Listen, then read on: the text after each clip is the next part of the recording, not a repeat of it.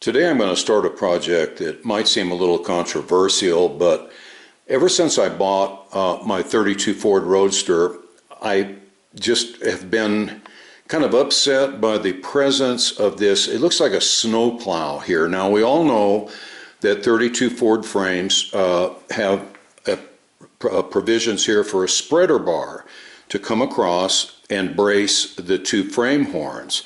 And in this particular frame, the horns are rather long, but then they come down, they have a nice rounded end, and they welded in or brazed in a V kind of permanent spreader bar that I think is way too big around and way too prominent. And when you look at the front end, normally you're impressed by all the chrome suspension parts and all that, but all I see is this big old kind of Groucho Marx nose here sticking out in my face. So I've decided to cut it off at either end. I've already started taping over here to protect the paint on the frame horn. Cut it off. I'm going to try using a cutoff wheel and a hacksaw and remove it, grind the little stubs end of it down flush, and then create a 1/4 inch polished aluminum bracket on either side that will hold a polished stainless steel straight spreader bar right across here. And the polished stainless will go well with the chrome front end, and I don't think will detract nearly as much as this snow plow that's here at the present. So as I said, I've already started taping. Next step will be tape this, protect the front from all the flying hot shards of metal from the cutoff wheel, and then go ahead and amputate the snow plow.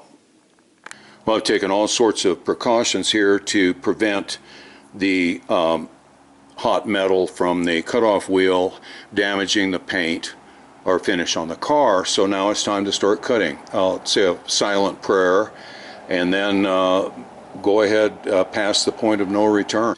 Well, I've cut about as far as I can with the cutoff wheel. I went slow. I gave time for the metal to cool off so that I wouldn't disrupt the paint on the frame horn. Now I'm going to finish it off with a hacksaw and then shift everything over to this side. Well, I wrapped up the right-hand side here to protect all the surfaces. Cut about 80% of the way through with the cutoff wheel, and then back in that back area where the wheel won't reach, I'm going to finish it off with a hacksaw. Well, the snow plow spreader bar has been removed. Now the delicate job of using the grinder to grind the stump here flush to the inside surface without damaging the paint. Okay, that's going to be a real trick.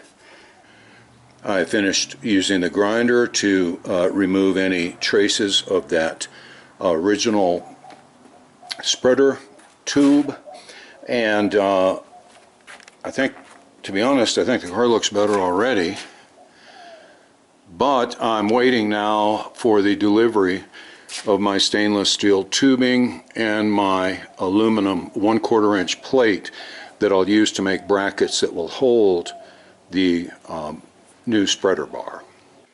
Well, I got so engrossed in working that I forgot to shoot any video, so let me catch us all up here. I ordered several days ago a 1/4 inch piece of 4 by 8 inch aluminum plate, and I made templates of the brackets that I wanted for either end of the spreader bar. Using that template, I then I had to use a hacksaw because my metal cutting blade of my bandsaw is so dull, and I ordered a new blade, and of course it hasn't come in. But use a hacksaw and then the sanding table to kind of rough it out, and I used my 1.5 inch Craftsman hole cutter for the hole for the spreader bar to fit into. Then I took that piece and took it over to the buffing wheel and polished it all up after drilling 2 countersunk holes for recessed head Allen screws. Okay, that'll hold it in. They're 1/4, so I'm going to drill and thread the frame horns to fit this. And now I need to finish this one, smooth it all up, polish it, and then I'll be ready to install these on the frame horns. I was kind of proud of how nicely they polished up. This isn't the final polish. There's a few little scratches, and I'll do a finish polish before I install them. Well, the 1/4-inch holes are drilled in our bracket. Now I'll put them up here in the drill press and chamfer the hole deeply so that the recessed head Allen screws will fit in flush across the top. All right, the holes are chamfered, and as you can see, the Allen head screw fits in flush. Once it's torqued in, it will be flush with the surface of the aluminum plate. Now it's time to polish this bracket. And here is the polished bracket ready to install on the frame horn. Well, there are the aluminum brackets installed on the frame rails, and now we're just waiting for the Postal Service to deliver the long overdue 1.5-inch stainless steel tubing that then will make the spreader bar. Okay, so the video is going to pause here for a little while until the tubing shows up. Well, at long last, the stainless steel tubing showed up. I had to cut it to length, and I put some kind of high density foam rubber in each of these passages so that the pipe pushes in on one side and then slides in on the other, and it is held centered. Okay, and as you can see, I've started polishing the stainless steel. The way it came in wasn't too bad, but as you can see, stainless steel polishes up just like chrome. It's beautiful, and it stays that way.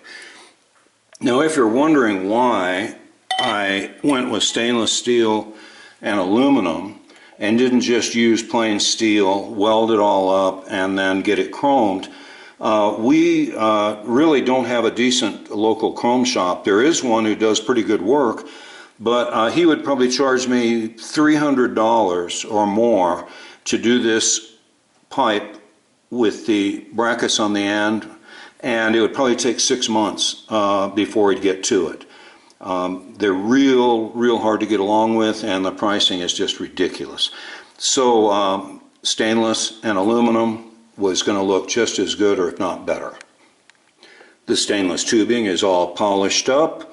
I've slid the brackets on to either end, and now I'm going to take the piece of tubing, force it in on this side, and put it over here, sort of like the little axle that your toilet paper rotates on, and then install the brackets on either end. And before I do, I think I'm going to put a little bead of black silicone right where the bracket is going to rest on the piece of tubing, so there can be no rattling or anything like that.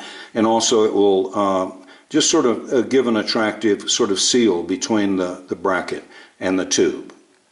Okay, the tubing's in place, and now I'm just going to dab a little bit of silicone around these areas of the tubing and then install the side brackets. And I think then of course get rid of all the fingerprints and do sort of a little final hand polish here on our spreader bar, and I think we'll be finished. Well, the bar is installed. I've got to go back now and get, like I said, fingerprints and all off of the polished stainless tubing and off of the aluminum brackets, and just do sort of a little final polish, but it's in there solid. And I think it looks like $1,000,000.